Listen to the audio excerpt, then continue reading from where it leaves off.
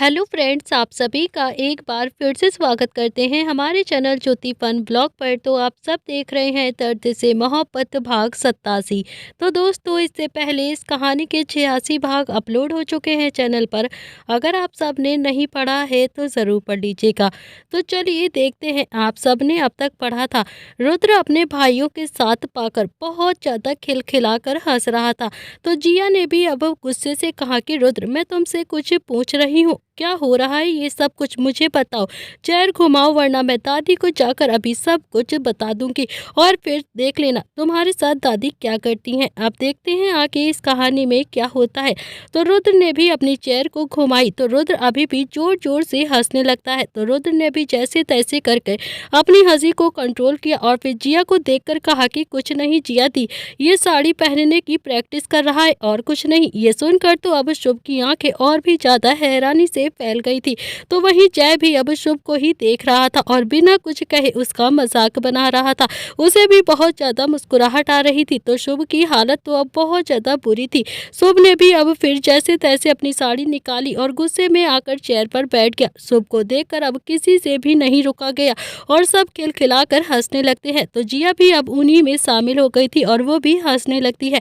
थोड़ी देर हंसने के बाद फाइनली अभी नील ने जिया और जय को सब कुछ सच सच बता दिया था।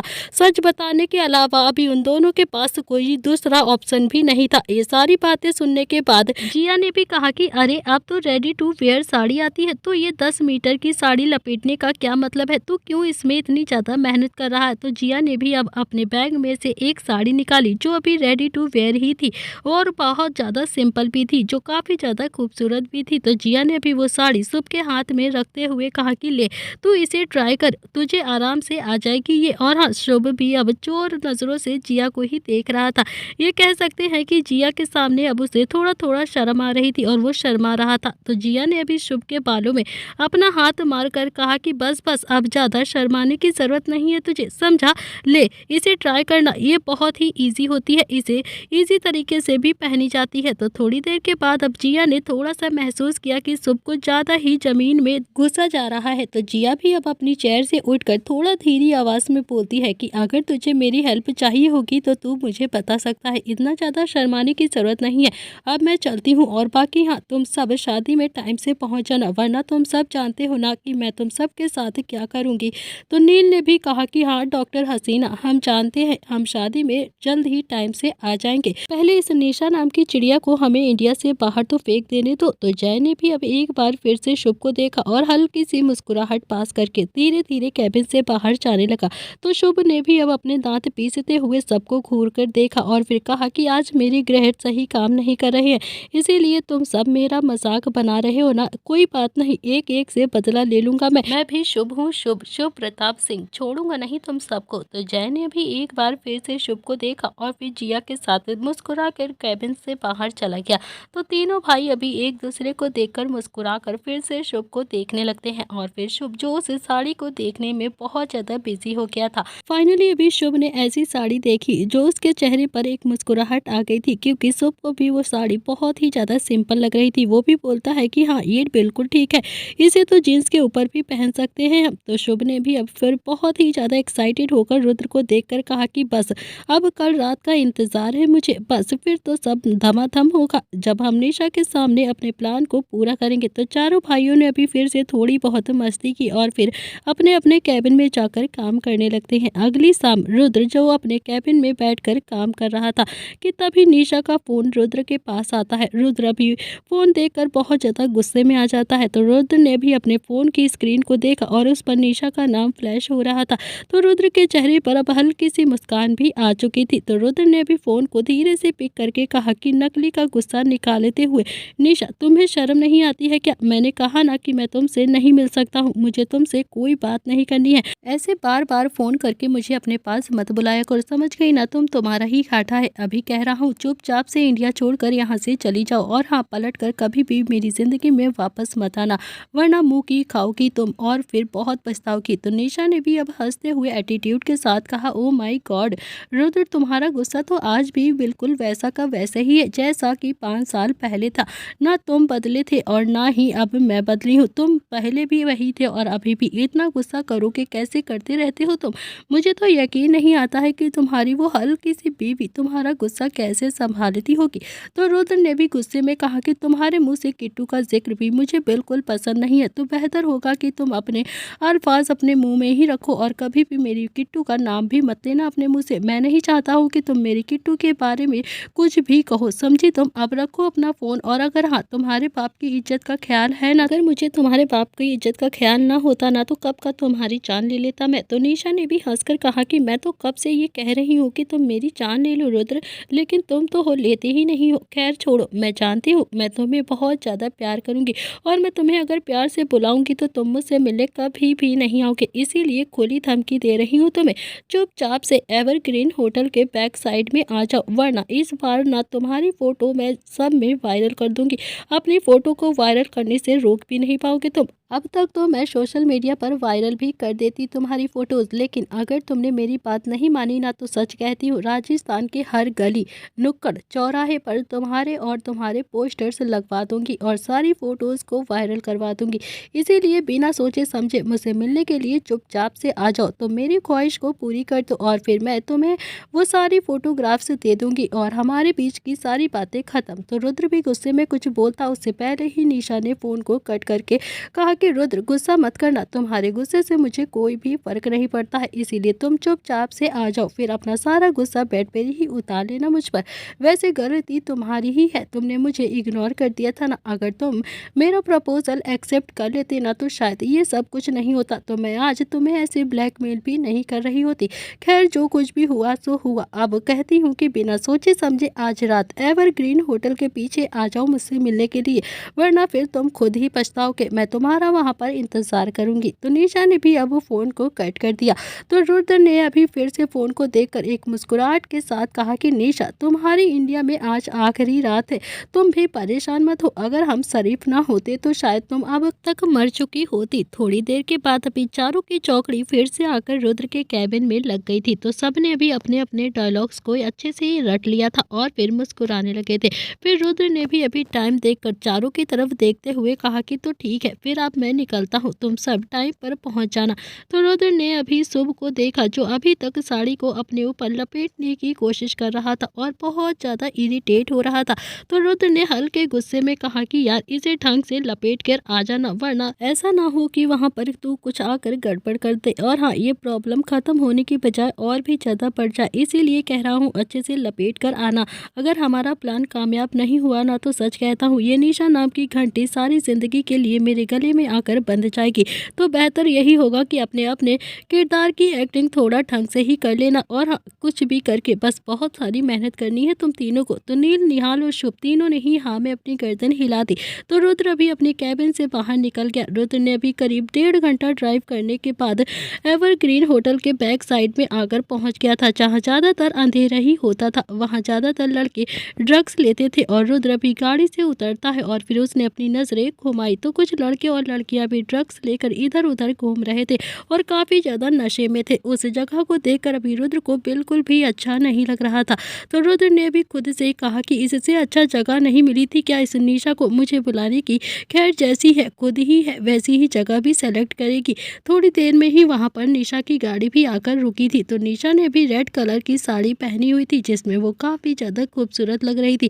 वो भी बाहर आती है और फिर रुद्र को देखकर बोलती है कि क्या बात है रुद्र, यकीन नहीं आता है कि तुम तो वक्त से पहले आ जाओगे, वो भी मुझसे मिलने के लिए। तो निशा ने भी फिर से अपनी ड्रेस की तरह इशारा करते हुए कहा कि देखा मैं तुम्हारे लिए कितने अच्छे से तैयार होकर आई हूँ, जरा एक बार नजर उठाकर तो देखो। तो रुद्र को अब गुस्सा तो बहुत ज्यादा आ रहा था, लेकिन उसने अपना गुस्सा को कंट्रोल कर लिया था। तो रुद्र ने भी निशा को देखकर कहा कि क्या लोगी वो फोटोग्राफ्स को देने के लिए। इस पर निशा ने भी थोड़ा एटीट्यूड के साथ कहा कि रुद्र एक ही बात कितनी बार कहूँ मैं तुमसे, मुझे तो बस तुम्हारी चंद रातें ही चाहिए जिसके लिए मैं बेकरार हूँ, और वो फोटोग्राफ्स फिर तुम्हारे पास होंगी। तो रुद्र को अब गुस्सा तो आ गया था, मगर उसने चिल्लाते हुए कहा कि थोड़ी तो शर्म करो निशा, तुम उन फोटोग्राफ्स में जरा से भी सच्चाई नहीं है, लेकिन हाँ तुमने मुझे बदनाम करने के लिए सोच लिया है और उस फोटोग्राफ्स को लेकर इतना ज़्यादा परेशान कर रही हो। तो वही दूसरी तरफ शुभ जो साड़ी लपेटते हुए एक पेड़ के नीचे आकर छुप कर उनकी बातें सुन रहा था, और फिर शुभ ने कहा कि ये चुड़ैल मेरे भाई को कितना ज़्यादा कुछ सुना रही, और मेरा भाई जो चुपचाप से इसकी बकवास सुन रहा है, ये नहीं कि एक पंच उसके मुंह पर पर जोर से जड़ दे और फिर इसका काम यहीं पर खत्म कर दे। तभी शुभ के पीछे खड़े हुए नील ने कहा कि यार ऐसे कैसे पंच मार देगा, उसे याद है ना कि दादी क्या कहती हैं कि लड़कियों पर कभी भी हाथ नहीं उठाते हैं। इस पर शुभ ने कहा कि हाँ तो सीधा गोली ही मार देना इसे। नील ने अपने सिर पर हाथ मार लिया। नील ने भी व्हाइट कलर का एक कुर्ता पैजामा पहना हुआ था और चेहरे पर बड़ी बड़ी सी दाढ़ी लगाई हुई थी। सर पर उसने पगड़ी बांधी हुई थी, वो भी एक बिल्कुल अलग ही गेटअप में लग रहा था। तो निहाल भी अभी उन दोनों के पीछे में ही खड़ा हुआ था। निहाल ने भी उन दोनों को देखते हुए कहा कि उस दिन अगर वृंदा नहीं होती ना तो हमारे भाई रुद्र की इज्जत तो लुट ही चुकी होती और ये चुड़ैल निशा जो हमारी भाभी बन चुकी होती। हे भगवान, इसे भाभी में इमेजिन करके ही मुझे तो बहुत ज्यादा उल्टी आती है, बहुत ज्यादा खेल लगता है। तो शुभ ने कहा कि यार ये भाभी बनती शकल देखी है इसकी, इसके घर में तो नौकर भी ना बनाऊं मैं इसे। तीनों ही आपस में अभी कुसुर पुसुर कर रहे थे और फिर तीनों का ही ध्यान अभी रुद्र और निशा पर ही टिका हुआ था। वो दोनों ही आपस में बातें कर रहे थे। तो निशा की बकवास सुनने के बाद रुद्र ने भी धीरे से कहा कि तुम मुझसे क्या चाहती हो। निशा ने भी कहा कि चलो मेरे साथ चलो, हम साथ में वक्त बिताते हैं, उसके बाद तुम्हें खुद ही पता चल जाएगा कि मैं क्या चाहती हूँ, क्योंकि ऐसे तो मैं तुम्हें कई बार बता चुकी हूँ मगर तुम्हें शायद समझ नहीं आता है। तो रुद्र तो अभी यही चाहता था कि निशा उसे अपने साथ लेकर जाए। तो रुद्र भी अभी अपने दांत पीसता हुआ बोलता है कि मैं तुम्हारे साथ बस एक रात ही गुजारूंगा, उसके बाद तुम मुझे नहीं जानती हो और मैं तुम्हें नहीं जानता हूँ, हम दोनों के रास्ते अलग अलग, फिर तुम मुझसे वो सारी फोटोग्राफ्स भी दे दोगी। इस पर निशा ने भी कहा कि हाँ हाँ चलो तो सही, तुम्हारी एक रात के बदले में मैं तुम्हें ये फोटोग्राफ्स तो दे ही सकती हूँ, इतनी कीमत तो मैं तुम्हें दे सकती ही हूँ। इतना कहकर अभी उसने रुद्र की कलाई को पकड़ लिया और मुस्कुराने लगी। तो रुद्र को अब बहुत ज्यादा गुस्सा आ रहा था, लेकिन उसने फिलहाल के लिए अपने गुस्से को जैसे तैसे करके कंट्रोल कर लिया था और फिर निशा के साथ खींचता हुआ उसकी गाड़ी की तक चला गया था। रुद्र भी अंदर अंदर से काफी ज्यादा खुश था। तो निशा ने भी अभी गाड़ी का गेट खोला और फिर रुद्र को गुस्से में बैठा दिया। निशा भी ड्राइविंग सीट पर आकर बैठ गई और फिर उसने अगले ही पल अपनी गाड़ी को स्टार्ट कर दिया। तो वही निहाल ने अब शुभ और नील को देखकर थोड़ा गुस्से से कहा कि यार अब तुम दोनों यहाँ पर क्यों खड़े हो, जाओ ना, जाओ उनकी गाड़ी के सामने जाकर टकराओ। तो नील अभी जल्दी से पास खड़ी हुई बाइक पर आकर बैठ गया और फिर उसने अपनी बाइक को स्टार्ट करके बोला कि शुभ आ बैठ जा। तो शुभ ने भी अभी साड़ी के नीचे जीन्स पहनी हुई थी, वो भी क्रॉस करके जल्दी से बैठने लगा। निहाल ने भी शुभ की बाजू को पकड़कर उसे बाइक से उतारते हुए कहा कि अबे साले ये क्या कर रहा है तू, तुझे अकल नहीं है क्या, बीवियों की तरह बैठ समझा, वरना तेरी साड़ी इसी में उछल कर रह जाएगी समझा। तो फिर सच में तुम दोनों का एक्सीडेंट हो जाएगा, पड़े रहियो दोनों के दोनों रोड पर। तो शुभ तो अभी जैसे तैसे करके दोनों पैर एक साइड में बैठ जाता है करके, मगर उसे बहुत ज्यादा गुस्सा भी आ रहा था, लेकिन इस वक्त तो उसे बहुत ही ज्यादा अनकंफर्टेबल भी फील हो रहा था। वो निहाल को खोने लगता है। तो निहाल ने भी अब शुभ की साड़ी का पल्लू लेकर शुभ का मुंह ढकते हुए कहा कि साले ले अब इसे तू ढक ले समझा। तो शुभ ने भी जैसे तैसे करके अपना मुंह ढका और फिर बोला कि लेकिन मैं देखूंगा कैसे जीजू। तो निहाल ने भी अब अपने सिर पर हाथ मार लिया था और फिर नील ने अपनी कोहिनी मार कर कहा कि चुपचाप से बैठा रहे समझा, तू तुझे देखकर क्या करना है, बाइक तो मैं चलाऊंगा ना, तुझे कौन सा सामने का नजारा देखना है, कोई डांस हो रहा है क्या। तो शुभ ने भी अपनी साड़ी संभालते हुए कहा कि भैया मैं तो गिर जाऊंगा यार। निहाल ने कहा कि अरे नहीं गिरेगा, तू इतना ज्यादा डर क्यों रहा है, भारत की हर दूसरी औरत ऐसे ही बाइक पर बैठकर जाती है, वो तो कभी भी नहीं गिरती है। तो शुभ ने भी अब निहाल की बातों का जवाब देते हुए कहा कि अरे भाई औरत जाती है जो नहीं गिरती है, मैं तो आदमी हूँ ना, इसलिए मैं तो गिर जाऊंगा। तो निहाल ने भी इस बार थोड़ा सा सख्ती से कहा कि छोटे सेठ चुपचाप से बैठकर चला जा, यहीं पर बकवास करता रहेगा क्या, तेरा ही इतना भयानक आइडिया था और फिर अब तू ही नहीं जा रहा है, इतने में ही तेरे भाई की इज्जत लुट जाएगी जितनी देर तू यहाँ पर लगाएगा। तो नील ने भी कहा कि छोटे शेर आखिरी बार कह रहा हूँ तुझसे, मैं बाइक स्टार्ट कर रहा हूँ, अपनी साड़ी वाड़ी अच्छे से पकड़ कर बैठ जा समझा तू। तो शुभ ने भी अब अपनी साड़ी को अच्छे से पकड़कर बैठते हुए कहा कि हाँ भाई ठीक है चलो जल्दी से चलते हैं। तो नील भी अब अपनी बाइक को लेकर दूसरे रास्ते पर चला गया था। तो वहीं निशा जो अभी भी ड्राइव कर रही थी, लेकिन उसका पूरा ध्यान तो अभी रुद्र पर ही था। निशा जो बार बार रुद्र को ही देखकर मुस्कुरा रही थी। तो रुद्र ने कहा कि निशा आगे देखो, गाड़ी चलाओ वरना एक्सीडेंट हो जाएगा और हम दोनों को चोट लग जाएगी। तो निशा ने भी स्टाइल मारते हुए कहा कि निशा तो आंख बंद करके भी गाड़ी चला सकती है, ऐसे एक्सीडेंट नहीं करने दूंगी तुम्हारा। तो रुद्र ने भी अब मन ही मन कहा कि मार दो जितना स्टाइल मारना है, क्योंकि आज के बाद तो तुम कभी भी स्टाइल मारने के लायक ही नहीं रहोगी, बस थोड़ी देर और। तो निशा का ध्यान अभी भी रुद्र पर ही था और तभी उसके सामने अचानक से नील की बाइक आ गई। तो निशा ने अभी ब्रेक करने की कोशिश कोशिश की, लेकिन फिर भी निशा की गाड़ी अभी नील की बाइक से जाकर टकरा जाती है। तो बाइक और गाड़ी की टक्कर ना के बराबर में ही हुई थी। ऐसा लग रहा था जैसे कोई जानबूझकर गाड़ी के सामने आया और फिर नील ने बाइक को गिरा दिया और निशा ने जो अपनी बाइक के सामने एक कपल को गिरते हुए देखा तो उसकी आंखें अभी हैरानी से फैल गई थी। तो वहीं रुद्र ने भी अब जानबूझकर अपने सिर को पकड़कर थोड़ा सा रोती हुई आवाज में कहा कि निशा निशा तुमसे कहा था ना कि गाड़ी देखकर चलाओ, लेकिन नहीं, तुमने तो सच में अपनी आंखें ही बंद करके गाड़ी चलाई थी और अब देखो तुमने क्या कर दिया, एक्सीडेंट कर दिया तुमने। अब क्या होगा, अब तो तुम्हें जेल हो जाएगी। तो निशा ने भी अपनी सफाई देते हुए कहा कि नहीं रुद्र, मैंने कुछ भी नहीं किया है, मैंने टाइम पर ब्रेक मार दी थी और वैसे भी ये ना रॉन्ग साइड से आ रहे थे। तो रुद्र ने कहा कि इंडिया में रॉन्ग साइड कोई भी नहीं देखता है, बस ये देखते हैं कि किसने किसको टक्कर मारी है और किसने किसका एक्सीडेंट किया है। तुमने इस कपल बाइक को टक्कर मार दी है, अब तुम नहीं बच सकती। तो रुद्र अभी जानबूझकर उतरकर बाहर जाने लगता है। तो निशा ने उसकी कलाई पकड़कर कहा कि तुम्हारा दिमाग खराब है क्या रुद्र, खुद ही फंसोगे और मुझे भी फंसा दोगे, तुम चुपचाप से यहाँ पर बैठो, मैं यहाँ से गाड़ी लेकर चलती हूँ। इस पर अभी रुद्र ने कहा कि मैं तुम्हारी तरह बेरहम नहीं हूँ निशा, मैं नहीं रुकने वाला, मैं तो जाकर देखूंगा, मैं इस कपल को छोड़कर ऐसे नहीं जा सकता हूँ, तुम जाना चाहती हो तो तुम चली जाओ। इतना कहकर अभी रुद्र ने अपना हाथ जोर से झटका और फिर उतरकर सीधा नील के पास गया और जानबूझकर रोने का नाटक करने लगा। तो रुद्र ने भी नील के पास झुककर देखा तो धीरे से कहा कि तेरे सिर से खून क्यों नहीं आ रहा है यार, इसे खून तो निकाल। इस पर अभी नील ने भी धीरे से कहा कि यार ये ना बिल्कुल बैलून है, जो लगाया था ना वो फूटा ही नहीं, अब मैं क्या करूँ। तो रुद्र ने भी जैसे तैसे करके धीरे से उस बैलून को फोड़ दिया और फिर वो सारा बैलून का कलर नील के सिर पर लग गया। तो जिससे अभी साफ लग रहा था कि नील के सिर से खून बह रहा है और नील को काफी ज्यादा चोट लगी है। तो वहीं दूसरी तरफ शुभ भी अपनी साड़ी में लिपटा हुआ दूर जाकर गिर जाता है, लेकिन शुभ अभी गिरने के बाद भी अपनी साड़ी को जैसे तैसे समेटने की कोशिश कर रहा था।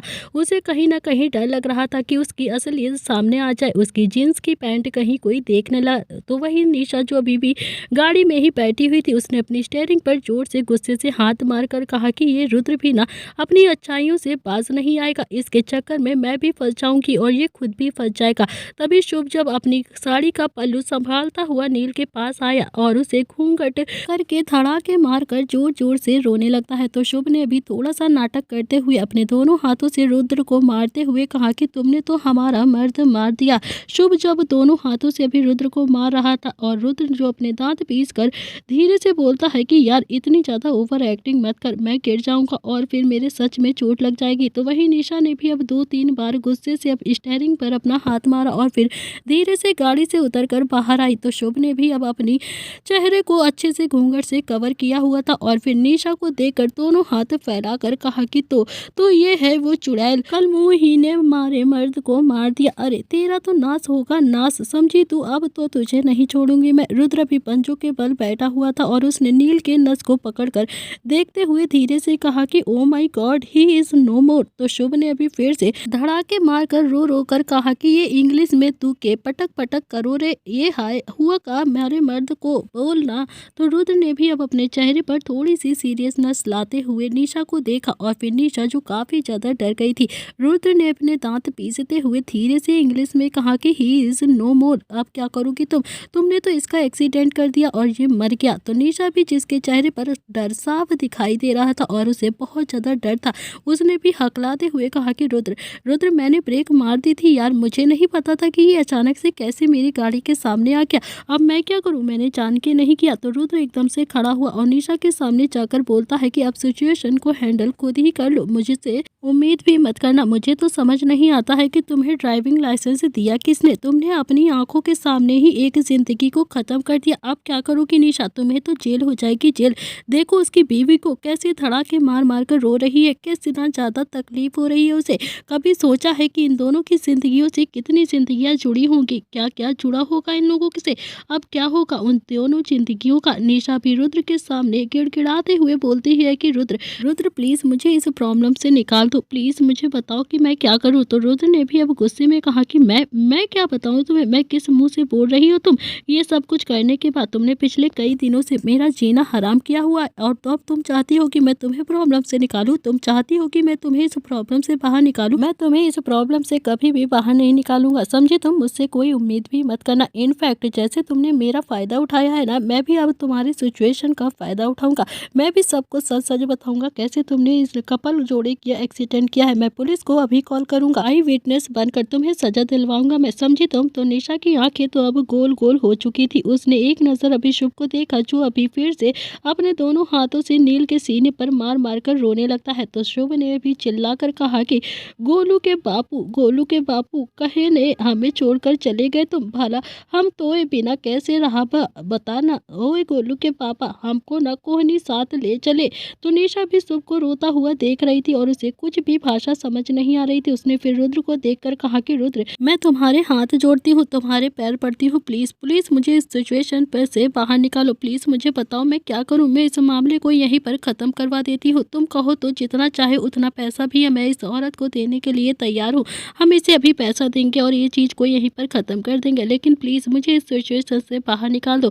मैं जेल नहीं जाना चाहती हूँ, मुझे बहुत ज़्यादा डर लग रहा है। तो रुद्र ने भी अब गुस्से में निशा को देखते हुए कहा कि नहीं निशा, तुम्हारी वजह से मेरे और किट्टू के बीच में भी बहुत ज़्यादा प्रॉब्लम क्रिएट हुई है और अब मैं नहीं चाहता हूँ कि तुम्हें लेकर मैं अब कोई भी रिस्क लूँ। इसीलिए मैं तो अब पुलिस को ज़रूर बुलाऊंगा और तुम्हें जेल तो ज़रूर करवाऊंगा। तो निशा भी झटके से रुद्र के पैरों में आकर बैठ जाती है और फिर रुद्र जो 3 कदम पीछे हट गया तो निशा ने भी हाथ जोड़कर कहा कि रुद्र रुद्र प्लीज़ मेरी मदद कर दो। मैं वादा करती हूँ कि मैं हमेशा के लिए इंडिया छोड़कर चली जाऊंगी और कभी भी इंडिया को वापस देखूंगी भी नहीं, कभी तुम्हारी लाइफ में भी इंटरफेयर नहीं करूंगी। तो रुद्र ने कहा कि मैं कैसे मान लूँ कि तुम पलट कर अब मेरी ज़िंदगी में कभी वापस नहीं आओगी और हमेशा के लिए इंडिया छोड़कर चली जाओगी। मुझे तुम पर 1% का भी यकीन नहीं है। तो निशा अभी तुमने ना उस रात नशे में मेरा फ़ायदा उठाने की बहुत ज़्यादा कोशिश करी थी, क्या पता मैं इस सिचुएशन को हैंडल कर दूँ और फिर उसके बाद भी तुम मेरी सिचुएशन का फ़ायदा उठाओगी और फिर से मुझे ब्लैकमेल करोगी और मेरी ज़िंदगी को बर्बाद कर दोगी। तो निशा ने भी रोते रोते बोला कि नहीं, मैं सारे सबूत अभी के अभी डिस्ट्रॉय कर देती हूँ। इतना कहकर निशा भी जल्दी से अपनी गाड़ी के पास जाती है और एक पेन ड्राइव लेकर आती है और कुछ फोटोग्राफ्स लेकर आती है और फिर रुद्र के हाथ में देते हुए घबराती हुई आवाज़ में बोलती है कि ये लो रुद्र, ये सारी ओरिजिनल कॉपी है, सच कहती हूँ। इसके अलावा मेरे पास अब कोई भी कॉपी नहीं है, मेरे पास अब और भी कोई सबूत नहीं है तुम्हारे और मेरे रिश्ते का। तुम इसे अभी के अभी डिस्ट्रॉय कर दो, लेकिन प्लीज़ प्लीज़ तुम मुझे इस सिचुएशन से बाहर निकालो। मैं जेल बिल्कुल भी जाना नहीं चाहती हूँ, प्लीज़ मुझे बचा लो रुद्र। तो रुद्र ने भी एक नज़र शुभ की तरफ देखा जो हल्का सा घूंघट उठाकर अभी रुद्र को ही देख रहा था। तो रुद्र ने भी अपनी पलकें झपका दी और फिर शुभ ने फिर से अभी नील के सीने पर अपने दोनों हाथों को मारना शुरू कर दिया। शुभ के हाथ में जो चूड़ियाँ थी वो नील के सीने पर लगकर अभी टूट जाती हैं। शुभ जो भी जानबूझकर रोने का नाटक कर रहा था तो शुभ अभी फिर से चिल्लाता है, मारा सिंगार भी गेल ले जा रहा है, अब तेरे बिना इस सिंगार का क्या करूँगी मैं, क्या करूँगी मैं, बोल। ओए गोलू के बापू उठ जाना प्लीज़। तो रुद्र ने अभी निशा की बाजू को पकड़ा और फिर उसे खींचता हुआ गाड़ी के पास पीछे लेकर आता है। तो वहीं नील ने भी अपनी आंखें खोली और फिर खींचकर एक चाटा शुभ के गाल पर जड़ दिया और गुस्से से बोलता है कि साले इतनी जोर से क्यों मारा है। तो शुभ भी थोड़ा सा पीछे लुढ़क गया था। तो शुभ ने अपने दांत पीसते हुए नील को देखा और फिर धीरे से कहा कि क्या है गोलू के बापू, इतना ज्यादा मार क्यों रहे हो। तो नील ने भी अब गुस्से से कहा कि साले छोटे शेर, इतनी जोर जोर से मेरे सीने पर हाथ मारे जा रहा है, तूने तो मेरे फेफड़े ही तोड़ दिए हैं साले, इतनी तेज क्यों मार रहा है। मैं मरा थोड़ी ना हूँ, लेकिन हाँ तू अगर ऐसे मारता ना तो सच में मर जाऊंगा मैं। ढंग से एक्टिंग कर ले वरना सच कहता हूँ यहाँ से निकलने के बाद सबसे पहले तेरा ही मुंह तोड़ूंगा। अगर तेरे भी हाथ पैर न तोड़े ना तो मेरा नाम भी नील नहीं, हम समझा, तू धीरे धीरे मार। तो नील ने भी फिर से शुभ के पल्लू को पकड़कर खींचते हुए कहा कि और हाँ, तुझे गोलू के बापू ही मिले थे क्या बोलने के लिए, और तेरी लैंग्वेज जो बार बार चेंज क्यों हो रही है, तू एक बार एक लैंग्वेज में नहीं बोल सकता है ना, कभी तो तू बिहारी बोल रहा है और कभी तो तू हरियाणवी बोलने लगता है। साले एक लैंग्वेज पे टिका रहे वरना तेरा झूठ अभी पकड़ा जाएगा। तो शुभ भी कहाँ कम था, वो भी अब नील की तरफ पॉइंट करके गुस्से से बोला कि ओ गोलू के बापू चुपचाप से लेटे रहिए, मैंने पहले ही कहा था कि मुझे लड़की मत बनाओ, लेकिन नहीं, आप तो माने ही नहीं, मुझे ही लड़की बनाना था आपको। अब 2 बार आपके फेफड़ों पे हाथ क्या मार दिया मैंने, आपकी तो जान ही निकल गई, इतनी नाजुक सी कली क्यों बन रहे हो। तो नील ने भी कहा कि साले ओ गोलू की माँ, ये खतरनाक आइडिया भी तो तेरा ही था ना, तेरे दिमाग में ही तो इतने गंदे गंदे इरादे आते हैं। तो इस पर अभी शुभ ने फिर से कहा कि हाँ, तो मेरा आइडिया ही था ना, इसीलिए इसके चलते ही तो इस प्रॉब्लम से बाहर भी आ जाएंगे हम, वरना आप और रुद्र भाई तो एक दूसरे को गले लगाते रहोगे और हाँ रोते रहोगे, अपनी नदियां बहाते रहोगे। तो शुभ ने भी फिर से ताना मारते हुए नील से कहा, देखा है मैंने आपको प्रॉब्लम को सॉल्व करते हुए, गए थे ना दोनों भाई दिशा को लेने के लिए, पिट के आ गए थे। तो नील ने भी अब लेटे हुए शुभ के बाल को पकड़कर हिलाते हुए कहा कि साले अबे तू इतना ज्यादा क्यों बोलता है, तेरी जुबान इतनी ज्यादा कैंची जैसी क्यों कर चलती है, कभी तो अपने भाई का लिहाज कर लिया करे इज्जत का, अब क्या हमें जिंदगी भर उस बात के लिए ताना ही मारता रहेगा तू। तो वहीं अभी गाड़ी के पीछे रुद्र ने भी लाइटर निकाला और फिर उन सारी फोटोज को एक एक करके जला दिया, पेन ड्राइव को भी जमीन पर गिराकर उसने तोड़ दिया और फिर पैर से मसल दिया। तो रुद्र के चेहरे पर तो अब बहुत ही बड़ी सी मुस्कुराहट आ गई थी। तो रुद्र अभी निशा की तरफ देखते हुए बोलता है कि निशा, अगर तुमने फ्यूचर में मुझे डबल क्रॉस करने की कोशिश भी की ना, तो सच में मैं रुद्राक्ष प्रताप हूँ, रुद्राक्ष प्रताप। तुमने अभी रुद्राक्ष प्रताप का रुद्र वाला रूप नहीं देखा है। तो निशा ने भी अब रोते हुए कहा कि नहीं नहीं रुद्र, मैं सच में अमेरिका चली जाऊंगी और कभी भी वापस पलट कर इंडिया नहीं आऊंगी, प्लीज मगर तुम मुझे बचा लो, लेकिन प्लीज इस सिचुएशन से तुम मुझे अभी के अभी निकालो, क्योंकि मैं जेल बिल्कुल भी जाना नहीं चाहती हूँ, मैं अपनी लाइफ खराब नहीं करना चाहती हूँ।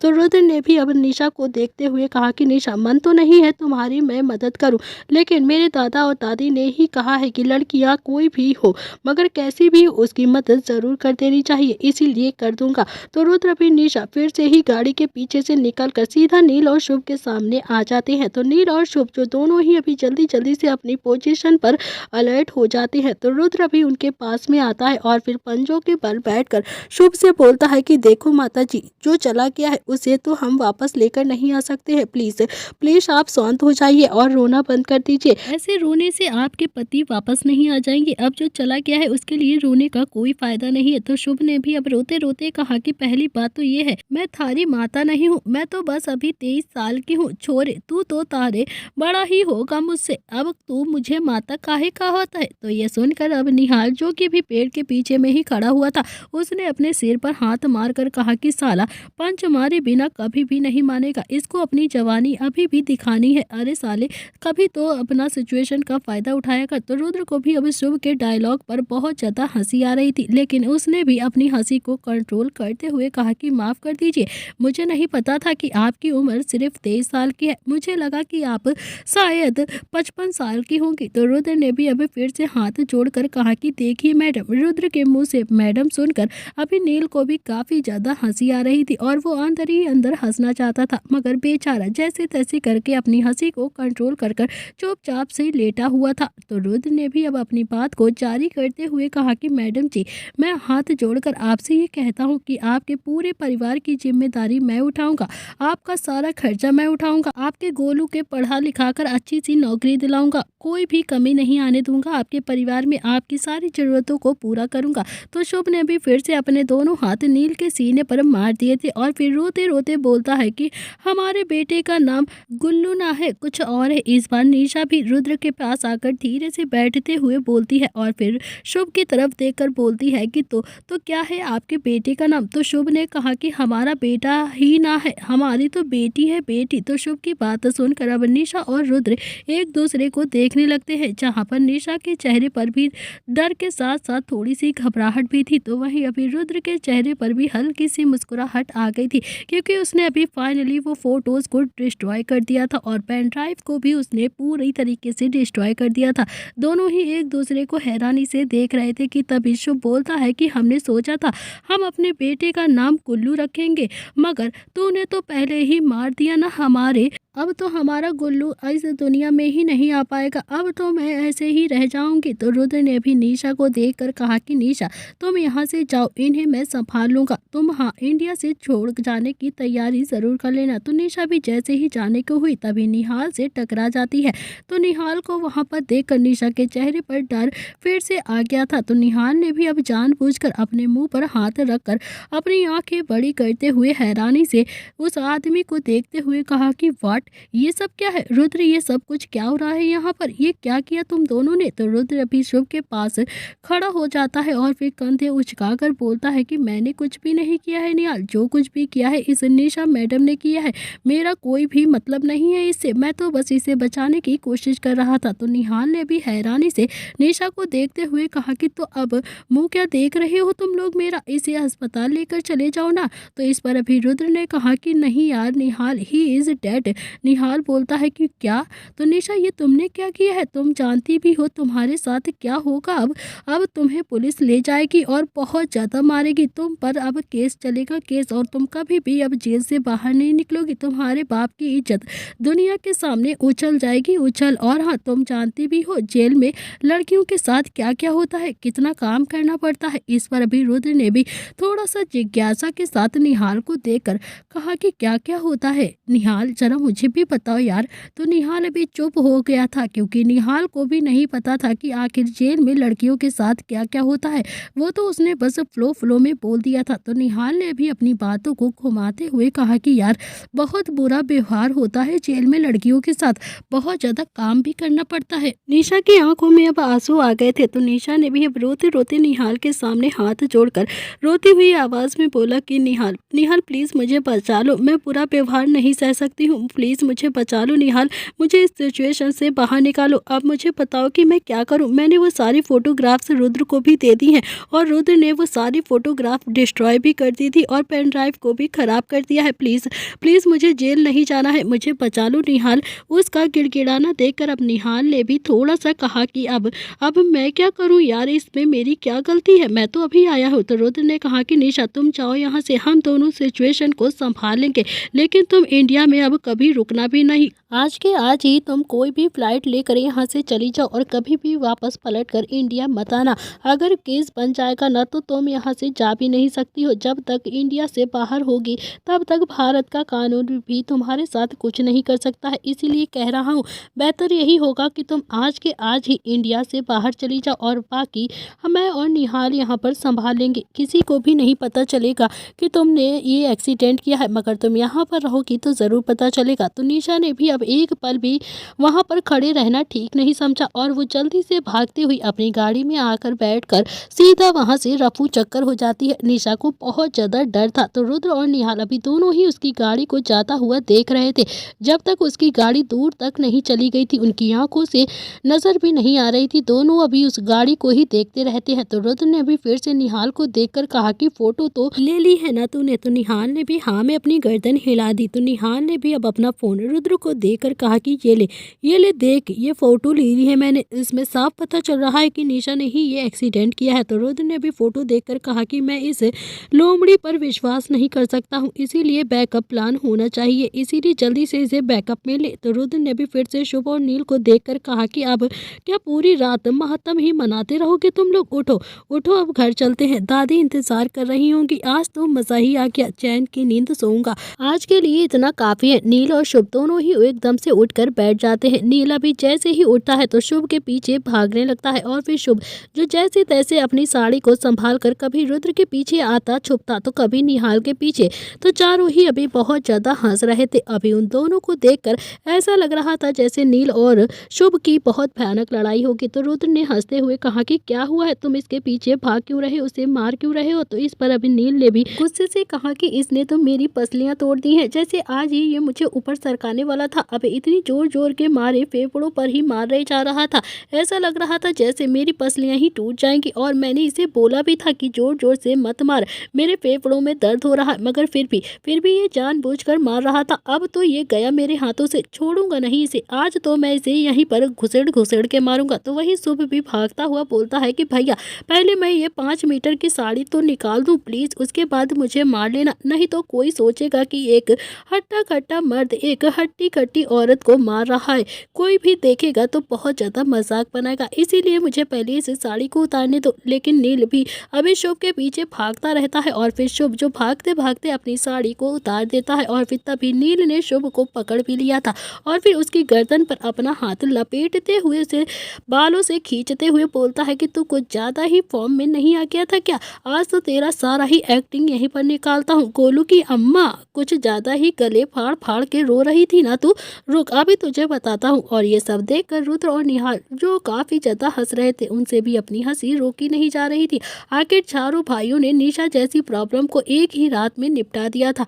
अब वो चारों ही बहुत ज्यादा खुश थे कि उनकी जिंदगी में अब खुशियां आ चुकी थी। और बहुत ज्यादा हंसी मजाक करने के बाद रुद्र ने कहा कि अच्छा ठीक है, चलो अब घर चलते हैं। तो रुद्र भी अब अपनी बात को कहकर जैसे ही गाड़ी की तरफ मुड़ता है तो किसी आदमी से एकदम से टकरा गया। तो रुद्र ने अभी बिना देखे ही कहा कि सॉरी, मेरा ध्यान नहीं था, गलती से आपसे टकरा गया। तो उस आदमी ने भी अब रुद्र की तरफ देखते हुए कहा कि तुम्हारा ध्यान तो हमेशा से ही सही जगह पर ही होता है। और ये सुनकर तो रुद्र की आंखें एकदम से हैरानी हो गई थी और फिर उसने अपनी आंख उठाकर देखा तो वो और कोई नहीं, अजीत सचादेवा था। तो अजीत सचादेवा को वहां पर देखकर चारों भाइयों को बहुत ज्यादा हैरानी भी हुई थी और साथ ही साथ चारों का दिमाग एक साथ दौड़ने लगता है। और चारों के दिमाग में बस एक ही बात चल रही थी कि कहीं अजीत सचादेवा ने निशा का ये पंगा देख तो नहीं लिया है और कहीं अजीत सचादेवा इस बात का फायदा तो नहीं उठाएगा और उन चारों को फिर से एक नई मुसीबत में डाल देगा। वो चारों बस यही सोच रहे थे कि कहीं अजीत सचादेवा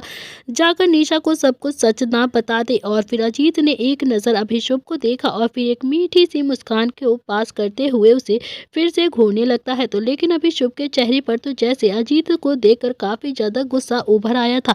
शुभ भी अभी अजीत सचादेवा को गुस्से से घूर रहा था। तो अजीत सचादेवा अभी उम्र में उन चारों से ही बहुत बड़ा था, इसीलिए उन चारों की शक्ल देखकर वो समझ गया था कि वो चारों क्या सोच रहे हैं अभी उसे देखकर। और चारों के कहीं ना कहीं डर भी था। तो अजीत ने भी उन चारों को देखकर कहा कि मैंने कुछ भी नहीं देखा है, बेफिक्र रहो। और ये सुनते ही चारों के चेहरे के भाव एकदम से बदल गए थे।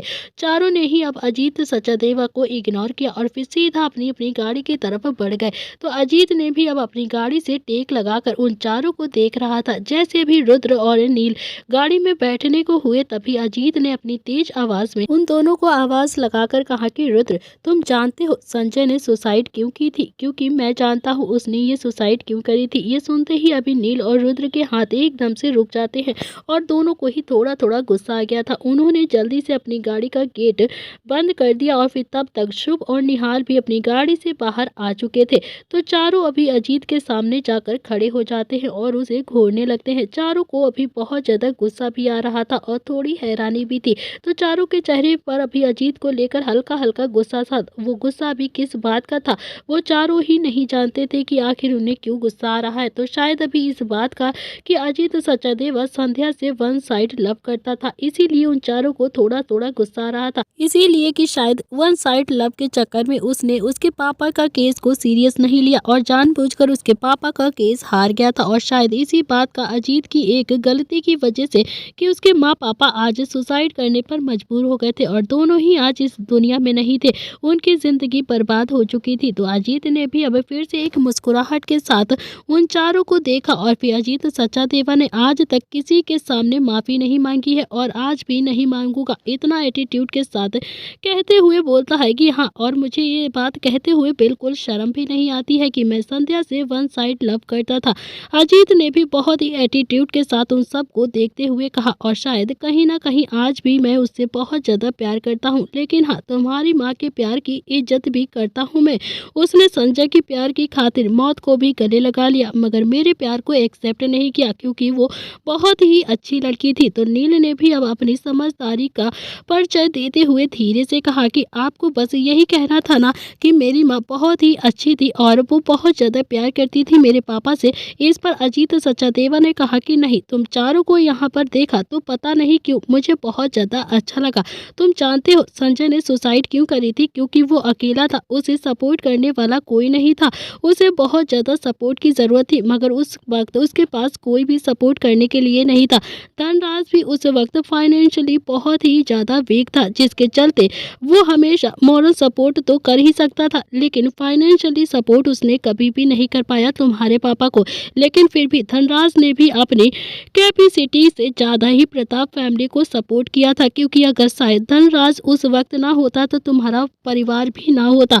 तो शुभ ने अभी गुस्से में कहा कि हम जानते हैं, अब क्या हम जा सकते हैं यहाँ से? तो अजीत ने अभी फिर से छोटे शेर को देखा और फिर बोला कि छोटे शेर, तुम ना गुस्सा बहुत ज्यादा करते हो लेकिन अगले ही पल संध्या की तरह खोलकर मुस्कुरा भी देते हो, बिल्कुल अपनी माँ पर गए। खैर छोड़ो, मैं तुम चारों को बस यही कहने के लिए आया था कि हमेशा बस एक दूसरे के साथ रहना, चारों ही एक दूसरे के साथ रहना, फिर तुम्हारा कोई भी कुछ कभी नहीं बिगाड़ सकता है। लेकिन जिस दिन अगर तुम सब में से कोई भी एक अलग हुआ ना, तो उस दिन तुम पर कोई भी हावी हो जाएगा और तुम उसका सामना तक नहीं कर पाओगे। तुम चारों ही एक दूसरे की ताकत हो।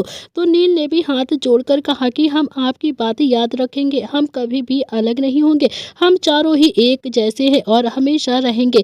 तो इसके अलावा किसी ने भी अब हिम्मत नहीं की है जो हम चारों को अलग भी कर दे, क्योंकि आज तक ना कोई कर पाया है। किसी ने भी सोचा भी तो हम उनका मुंह तोड़ देंगे।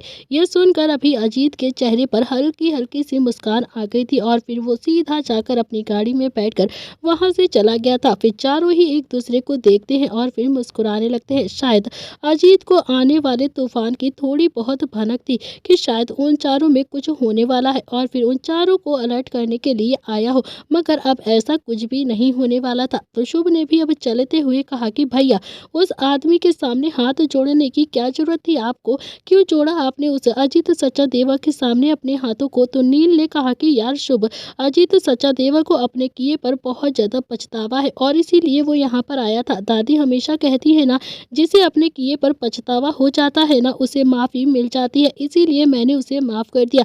और हम ऐसे कैसे कर सकते हैं? रुद्र ने भी अब गुस्से में नील को देखा। नील ने भी अब रुद्र की बाजू को पकड़ा और फिर उसे गाड़ी तक लेकर आता है और बोलता है कि बैठ। यार इतना ज्यादा मुंह क्यों बना रहा है? आज हम सब ने मिलकर इतनी बड़ी अचीवमेंट को हासिल किया है। चारों ही भाई सेलिब्रेट करते हैं और बहुत ज्यादा मजा करते हैं।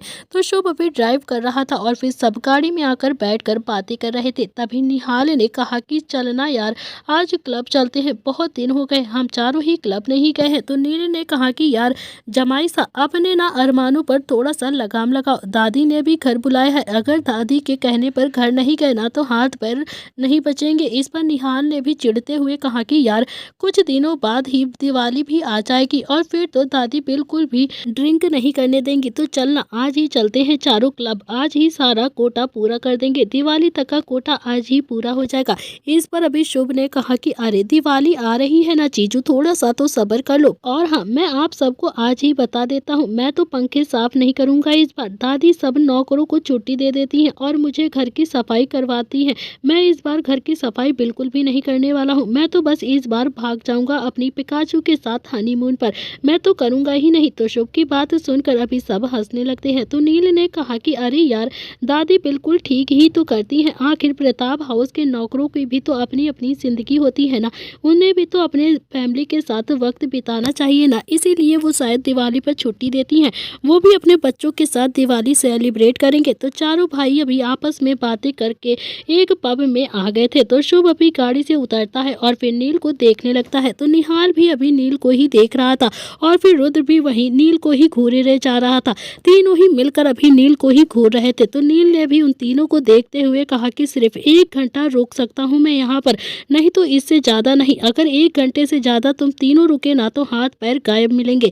तो निहाल और शुभ दोनों ने ही कहा कि 2 घंटे। तो नील ने भी सिर पर हाथ मारकर कहा कि साले 2 घंटे बाद दादी यहाँ पर खुद ही आ जाएंगी। और ये सुनते ही शुभ ने अपना एक हाथ अपने गाल पर रखकर कहा कि अरे हाँ हाँ यार भाई, ये तो आपने सही कहा, दादी ना एक बार मुझे ढूंढती हुई इस क्लब में आ गई थी और आते ही आते मेरे आटे जैसे गाल पर अपने चांटे मार दिए थे। मैं इस बार उनसे बचकर रहने वाला हूँ। मैं नहीं चाहता हूँ कि दिवाली पर मेरा गाल सूजा हुआ मिले सबको। तो नील ने भी उसे देखते हुए कहा कि तो बस फिर 1 ही घंटा रुकते हैं, घंटे में जितनी ही टंकी भरनी है ना, तू 1 घंटे में उतनी अपनी टंकी भर लो, उसके बाद सीधा हम घर चलेंगे। इतना कहकर अभी नील सीधा क्लब के अंदर चला गया था और फिर तीनों भाई छोटा सा मुंह लेकर नील के पीछे पीछे अंदर चले जाते हैं। तो चारों ने आज खूब सारी मस्ती की थी, खूब सारी ड्रिंक की थी, खूब डीजे पर नाचे थे। चारों ही अभी निशा की जाने की खुशी ऑलमोस्ट पागल हो चुके थे और बहुत ही अच्छे से सेलिब्रेट कर रहे थे अपनी खुशी की। आज चारों भाई सच में बहुत ज्यादा खुश हो रहे थे और आज से उनकी जिंदगी में खुशियां जो आ गई थी, ऊपर से शुभ की नौटंकी कर करके वैसे ही तीनों के चेहरे पर हंसी आ जाती थी। तो शुभ ने भी अब डीजे से कह कर गाना चेंज करवाया और फिर डांस करने लगा। उसने आज इशारों में ही सबको अपने पास बुला लिया था और फिर एक एक करके तीनों भाई उसके पास चले गए थे। पूरे डीजे फ्लोर पर बस वही चारों डांस कर रहे थे और अच्छे से मस्ती कर रहे थे। उन चारों को देखकर लग रहा था कि जैसे आज से उनकी जिंदगी में बस खुशियां ही खुशियां होंगी। तो रुद्र को तो अब ज्यादा डांस आता भी नहीं था, लेकिन 2 पैग अंदर गए थे तो रुद्र का भी डांस अभी बाहर आ गया था। खूब मस्ती करने के बाद अभी चारों ही जैसे तैसे करके एक दूसरे को संभालते हुए क्लब के बाहर आ गए थे। तो नील अभी घूरते हुए उन चारों को देखता है और फिर बोलता है कि 1 घंटे से ज्यादा हो गया है, चलो अब घर चलते हैं। तो क्लब के बाहर अभी जय जो गाड़ी लेकर खड़ा हुआ था, जिसे नील ने पहले ही मैसेज कर दिया था। तो जय ने भी चारों को देखा तो फिर अपने सिर पर हाथ मारकर कहा कि अब दादी इन्हें बताएंगी कि पैक कैसे लगाया जाता है। आज तो ये चारों गए। जय ने भी चारों को जैसे तैसे करके गाड़ी में बैठाया और फिर सीधा प्रताप हाउस लेकर आ गया था। तो प्रताप हाउस में दादी जो अपनी बहू के साथ उनका इंतजार कर रही थी, दादी को आज बहुत ज्यादा गुस्सा आ रहा था उन चारों पर। तो सभी अभी गार्डन में ही खड़े हुए थे। रात के 1 बजे का समय हो गया था। तो दादी ने भी ना जाने कितने ही कॉल नील को कर दिए थे, मगर नील ने तो इतनी ज्यादा ड्रिंक कर ली थी, नील ने एक भी बार उनका फोन नहीं उठाया था, कोई भी असर नहीं हुआ था। तो दादी को अब गुस्सा तो आ ही गया था और इसीलिए वो सबके साथ अभी गार्डन में खड़ी हुई थी गुस्से में। तो वहीं दादाजी भी अब गार्डन में पड़ी हुई एक चेयर पर बैठे हुए थे। तभी किट्टू भी अंदर से एक शॉल लेकर आ गई थी और फिर उसने दादाजी को उड़ाते हुए कहा कि दादाजी आप अंदर चले जाइए, बाहर ठंड लग जाएगी और आपकी तबीयत खराब हो जाएगी, प्लीज दादाजी आप अंदर जाइए, ये तो रोज का ड्रामा है ना। इस पर अभी दादाजी ने भी हंसते हुए कहा कि नहीं किट्टू बेटा, आज उन चारों की पिटाई होगी ना, तो मैं इस सीन को मिस नहीं करना चाहता हूँ। मैं भी उन चारों को ऐसे पीटते हुए देखना चाहता हूँ अपनी चंद्रकला से। मैं अपनी आंखों से अपने बच्चों को पीटते हुए देखना चाहता हूँ, मुझे भी थोड़ा सा मजा ले लेने दो ना। ये सुनते ही अभी दादाजी और किट्टू दोनों ही हंसने लगते हैं। थोड़ी देर के बाद जय ने भी गाड़ी जो सीधा प्रताप हाउस के गार्डन में आकर रोक दी थी। तो चारों भाई अभी जैसे तैसे लड़खड़ाते हुए कदमों के साथ गाड़ी से बाहर निकलते हैं। तो नील ने भी जैसे ही दादी को अपने सामने देखा तो उसके चेहरे पर एक बड़ी सी मुस्कुराहट आ गई थी और वहीं नील ने भी दोनों हाथ फैला दिए थे। तो नशे की हालत में भी दादी के पास वो धीरे धीरे जाता है और झटके से अपने घुटनों के बल बैठते हुए बोलता है कि I love you Chandrakala, will you marry me, मैं ना तुमसे बहुत ज्यादा प्यार करती हूँ मेरी चंद्रकला। तो दादी ने भी अब अपनी उंगली दिखाकर उसे पॉइंट करके नील को गुस्से में देखते हुए कहा कि आज मैं तेरी बातों में नहीं आने वाली हूँ, समझा तू। ऐसे तू मुझे अपनी बातों में ले आता है। मैं समझती थी कि तू बड़ा हो गया है और अपने तीनों भाइयों को अच्छे से संभाल लेगा, लेकिन नहीं, तू तो घर में सबसे छोटा निकला, सबसे छोटा। कभी कभी लगता है कि छोटे पैंथर से भी ज्यादा छोटा है तू घर में। नील भी अब अपना मुंह बनाकर चंद्रकला को देखते हुए बोलता है कि चंद्रकला तुमने तो मेरा दिल ही तोड़ रही हो। आज तो इस दिल को धड़कना तुमने ही तो सिखाया था और अब तुम ही इस दिल को तोड़ रही हो।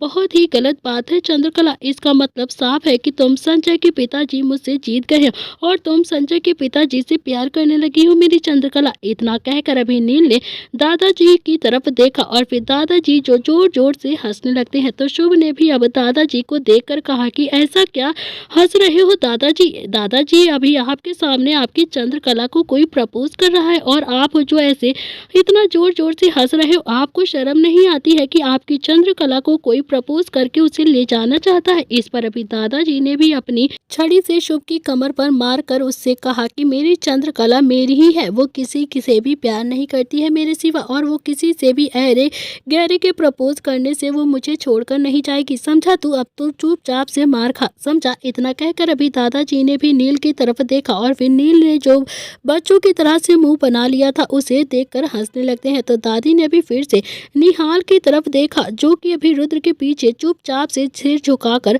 छुपा हुआ खड़ा हुआ था। तो दादी ने भी फिर से कहा कि एक ये है हमारा जमाई सा, इसे तो बिल्कुल ही शर्म नहीं आती है। कौन कहेगा इसे प्रताप हाउस का जमाई कि ये प्रताप हाउस का जमाई है जो अपने सालों के साथ मिलकर इतना ज्यादा ड्रिंक करता है। तुम तीनों में रहकर ये बिल्कुल तुम तीनों जैसा ही हो गया है। आज तो मैं इसकी भी हड्डी पसली तोड़ी ना तो मेरा नाम भी चंद्रकला नहीं। शादी से पहले कभी कभी फोन करके अपनी खैर खबर मुझे दे भी देता था, लेकिन अब जब से इसकी शादी हमने नव्या के साथ कर क्या दी है तब से तो इसने मुझे कुछ भी बताना जरूरी नहीं समझता है। कोई भी बात ना मेरी सुनता है और ना ही मुझे अपनी कोई भी बात बताता है। बस इन तीनों के साथ ही गुत्थी बना कर रखी है। निहाल भी पूरा टुल्ल हुआ पड़ा था। उसे तो समझ में ही नहीं आ रहा था कि दादी उससे क्या क्या कह रही है। तो निहाल ने भी अब रुद्र की कमर पर उंगली लगाते हुए कहा कि यार दादी तुझे कुछ कह रही है क्या। तो रुद्र ने भी अब थोड़ा सा नशे में था, तो रुद्र ने भी पलट कर निहाल को घूर कर देखा और फिर बोलता है कि यार साले दादी मुझे नहीं कह रही है, तुझे कह रही है। जमाई सा तो तू है ना, इसीलिए तुझे ही कह रही है, मुझे थोड़ी ना कह रही है। तो दादी ने भी रुद्र को अपनी तरफ घुमाकर गुस्से से देखकर कहा कि तुझे ही कह रही हूँ, समझा तू, तुझे भी शर्म नहीं आती है। तुझे तो मैं सबसे ज्यादा समझदार समझती हूँ कि नहीं, मगर तू तो भी इन चारों की बातों में धीरे धीरे आने लगा है। अब तू भी इन चारों के साथ मिलकर इन चारों जैसा ही हो गया है। हमेशा कहती हूँ मत पिया करो, मत पिया करो तुम चारों, नहीं नहीं मानते हो तुम तीनों ही मेरी बात, और ये जमाई साहब भी नहीं मानते। चारों ने ही अभी जैसे मेरी बात ना मानने की कसम खा रखी है। रुद्र भी अब गर्दन झुकाकर दादी की डांट को सुन रहा था और फिर वही रुद्र को भी ऐसे देखकर किट्टू को भी बहुत ज्यादा हंसी आ रही थी। चारों ही अभी चुपचाप से अपनी गर्दन झुकाकर खड़े हुए थे और दादी जो अपना गुस्सा निकाल रही थी। रुद्र इस वक्त बहुत ज्यादा मासूम लग रहा था। ऐसा लग रहा था जैसे रुद्र से ज्यादा मासूम तो अभी इस घर में कोई है ही नहीं। रुद्र अपनी मासूम सी शकल मुंह लटका कर नीचे की तरफ देख रहा था। तो रुद्र के कानों में जब किट्टू के हंसने की आवाज पड़ती है तो रुद्र ने भी अभी थोड़ा सा मुंह बनाकर दादी से कहा कि दादी देख लो, मुझे देखकर हंस रही है ये, आप इसे रोक लो नहीं तो मैं गुस्सा हो जाऊंगा। तो दादी ने अभी अपनी आंखें दिखाते हुए कहा कि तो रोए तुझे देखकर तो हंसेंगे, सब कोई हंसेगा तुझे देखकर। तू ऐसी पागलों जैसी हरकत कब से करने लगा? आज तो तू रुक, आज तुझे मैंने ना सुधारा ना तो मेरा नाम भी चंद्रकला नहीं। तो सभी घर वाले अभी उन चारों को देखकर बहुत ज्यादा मजे ले रहे थे। तो दोस्तों इसी के साथ इस कहानी का आज का ये एपिसोड यहाँ पर समाप्त होता है। कैसा लगा आपको आज का एपिसोड प्लीज कमेंट करके जरूर बताना। निशा चली गई है अब रुद्र की जिंदगी से, क्या किट्टू और रुद्र के बीच में सब कुछ हो पाएगा ठीक, या फिर कुछ और प्रॉब्लम हो सकती है। तो दोस्तों इसी के साथ आज का एपिसोड यहाँ पर समाप्त कर रहे हैं। कहानी पसंद आए तो लाइक शेयर सब्सक्राइब जरूर करिएगा।